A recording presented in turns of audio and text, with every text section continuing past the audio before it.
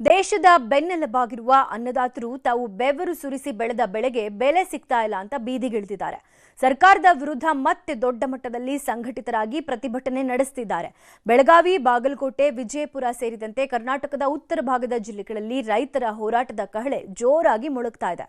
ಕಬ್ಬು ಬೆಳೆಗಾರರ ಹೋರಾಟಕ್ಕೆ ವಿಜೇಂದ್ರ ಕೂಡ ಸಾಥ್ ನೀಡಿದ್ದು ರೈತರ ಅಹೋರಾತ್ರಿ ಧರಣಿಯಲ್ಲಿ ಭಾಗಿಯಾಗಿದ್ದಾರೆ.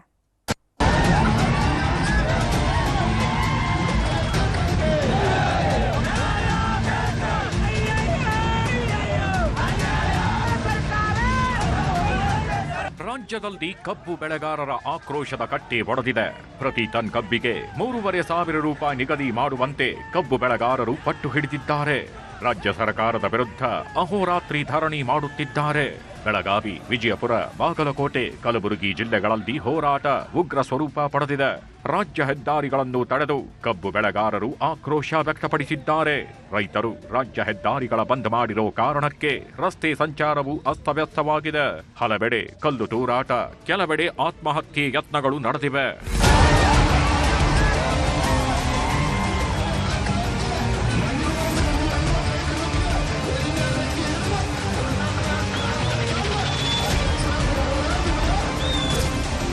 ಬೆಳಗಾವಿ ಜಿಲ್ಲೆ ಮೂಡಲಗಿ ತಾಲೂಕಿನ ಗುರ್ಲಾಪುರದಲ್ಲಿ ಕಬ್ಬು ಬೆಳೆಗಾರರು ತೀವ್ರ ಹೋರಾಟಕ್ಕಿಳಿದಿದ್ದಾರೆ. ಕಳೆದ 6 ದಿನಗಳಿಂದಲೂ ಹಗಲಿರುಳು ಹೋರಾಟ ನಡೆಯುತ್ತಿದೆ.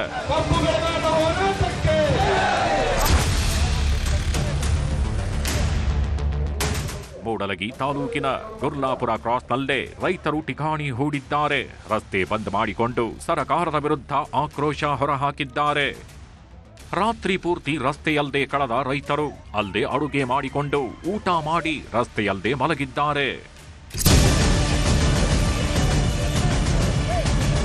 ನಿಪ್ಪಾಣಿ ಮುಧೋಳ ಹೆದ್ದಾರಿ ಬಂದ್ ಮಾಡಿರುವ ರೈತರು ದರೂರ್ ಕೃಷ್ಣಾ ನದಿ ಸೇತುವೆ ಮೇಲೆ ರೈತರು ಪ್ರತಿಭಟನೆ ಮಾಡಿದ್ದಾರೆ. ಸೇತುವೆ ಬಂದಾದ ಹಿನ್ನೆಲೆಯಲ್ಲಿ ಸಾಲುಗಟ್ಟಿ ನಿಂತಿದ್ದವು ವಾಹನಗಳು. ಡ್ರೋನ್ ಕ್ಯಾಮೆರಾದಲ್ಲಿ ರೈತರ ಪವರ್ ಏನು ಅನ್ನೋದು ಸೆರೆಯಾಗಿತ್ತು.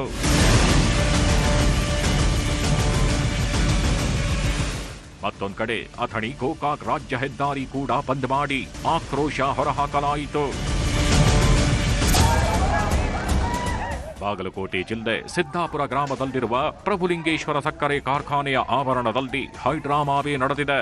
ಬಾಕಿ ಬಿಲ್ ಪಾವತಿ, ಕಬ್ಬಿನ ದರ ನಿಗದಿಗೆ ಆಗ್ರಹಿಸಿ ರೈತರು ನಡೆಸಿದ್ದ ಹೋರಾಟ ವಿಕೋಪಕ್ಕೆ ತಿರುಗಿದ್ದು ಕಾರ್ಖಾನೆಯ ಆವರಣದಲ್ಲಿ ನಿಲ್ಲಿಸಿದ್ದ ವಾಹನಗಳು ಮತ್ತು ಕಚೇರಿ ಮೇಲೆ ಕಿಡಿಗೇಡಿಗಳು ಕಲ್ಲು ತೂರಾಟ ಮಾಡಿದ್ದಾರೆ.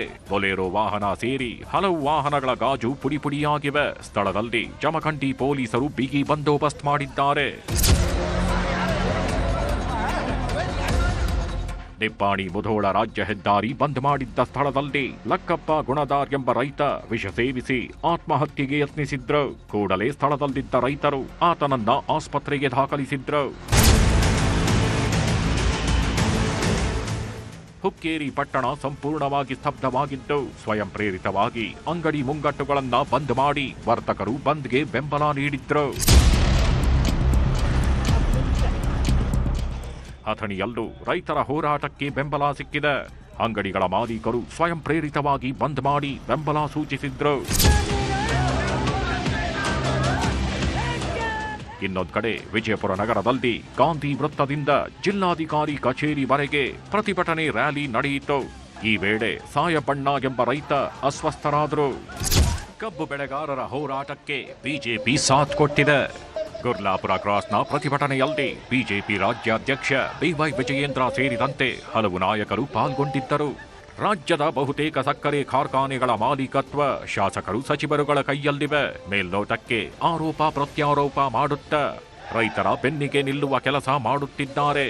ಮತ್ತೊಂದೆಡೆ ಸರ್ಕಾರದ ಸಚಿವರು ಬಿಜೆಪಿ ನಾಯಕರ ಆರೋಪಗಳಿಗೆ ತಿರುಗೇಟು ಕೊಡುತ್ತಿದ್ದಾರೆ. ಈ ನಾಡಿಗೆ 2 ತುತ್ತು ಅನ್ನವನ್ನ ಕೊಡ್ತಕ್ಕಂತ ರೈತರ ಪರವಾಗಿನ ಹೋರಾಟಕ್ಕೆ ಧುಮುಕಿದ್ದೇನೆ ವಿನಃ ಸಕ್ಕರೆ ಕಾರ್ಖಾನೆಗಳ ಮಾಲೀಕರ ಪರವಾಗಿ ವಕಾಲತ್ತು ವಹಿಸಿಕೊಂಡ ಇಲ್ಲಿ ಬಂದಿಲ್ಲ.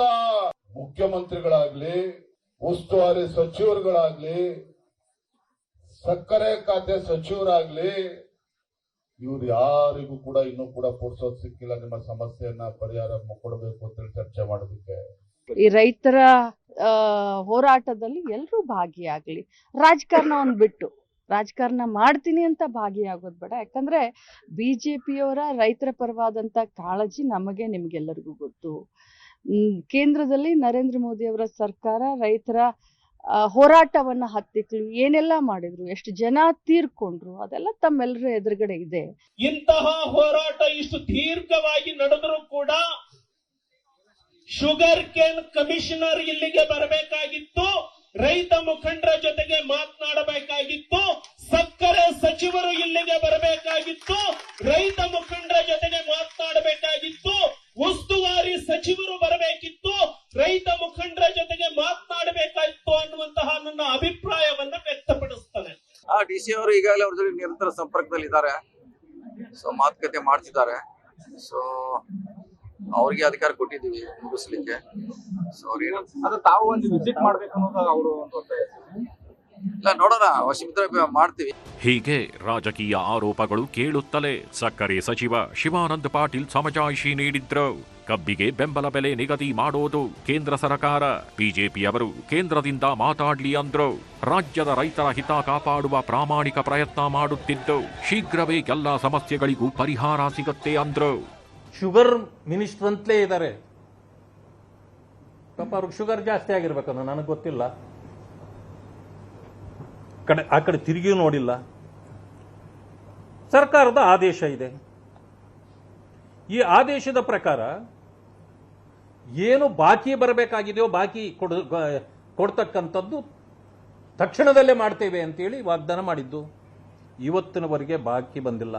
ದಯಮಾಡಿ ನಾನು ನಿಮ್ಮ ಮುಖಾಂತರ ಎಲ್ಲ ರೈತರಲ್ಲಿ ವಿನಂತಿ ಮಾಡ್ತೀನಿ, ರೈತ ಹೋರಾಟಗಾರರಲ್ಲಿ ನಾನು ವಿನಂತಿ ಮಾಡ್ತೀನಿ, ಗುರೂಜಿಯವರಲ್ಲಾಗಲಿ ಚಿನ್ನಪ್ಪ ಅವರಲ್ಲಾಗಲಿ ನಾನು ವಿನಂತಿ ಮಾಡ್ತೀನಿ. ಅನೇಕ ಸರ್ತಿ ಅವರು ಯಾವ ವಿಷಯ ನನ್ನ ಗಮನಕ್ಕೆ ತಂದಿದ್ದಾರೆ ಅವೆಲ್ಲನೂ ಬಗೆಹರಿಸ್ತಕ್ಕಂಥ ಪ್ರಯತ್ನ ನಾನು ಮಾಡಿದ್ದೀನಿ. ಇದು ಕೂಡ ಬಗೆಹರಿತದೆ. ಇದೊಂದು ಸಾಮರಸ್ಯದಿಂದ ಆಗಬೇಕು. 4 ಕೋಣೆ ಮಧ್ಯದಲ್ಲಿ ಕುಂತು ಎಲ್ಲ ತಿಳ್ಕೊಂಡು ಇದನ್ನು ಪರಿಹಾರ ಕಂಡುಕೊಳ್ಳೋಕೆ ಪ್ರಯತ್ನ ಮಾಡಿದರೆ ಖಂಡಿತ ಆಗ್ತದೆ. ರಸ್ತೆ ಮಧ್ಯದಲ್ಲಿ ಇದು ಮಾಡಿದರೆ ಸ್ವಲ್ಪ ಸಮಾಜಕ್ಕೂ ಸಮಸ್ಯೆ ಆಗ್ತದೆ. ಈ ಮಧ್ಯೆ ಗುರ್ಲಾಪುರ ಕ್ರಾಸ್ ಹೋರಾಟ ತೀವ್ರಗೊಳಿಸಲು ಕಬ್ಬು ಬೆಳೆಗಾರರು ನಿರ್ಧರಿಸಿದ್ದಾರೆ. ನವೆಂಬರ್ 7ರ ಶುಕ್ರವಾರದಿಂದ ರಾಷ್ಟ್ರೀಯ ಹೆದ್ದಾರಿ 4 ಬಂದ್ ಮಾಡಲು ನಿರ್ಧರಿಸಲಾಗಿದೆ. ರಾಜ್ಯವ್ಯಾಪಿ ಹೋರಾಟ ನಡೆಯಲಿದ್ದು ನಾಳೆಯಿಂದಲೇ ಎಲ್ಲಾ ಜಿಲ್ಲಾ ಕೇಂದ್ರಗಳಲ್ಲೂ ಹೋರಾಟ ಮಾಡಲು ನಿರ್ಧರಿಸಲಾಗಿದೆ. ಕೇಂದ್ರ ಮತ್ತು ರಾಜ್ಯ ಸರ್ಕಾರಗಳ ವಿರುದ್ಧವೂ ಹೋರಾಟ ನಡೆಸಲು ತೀರ್ಮಾನಿಸಿದ್ದಾರೆ. ರೋಹಿತ್ ಶಿರೋಳ್, ನ್ಯೂಸ್ 18, ಚಿಕ್ಕೋಡಿ.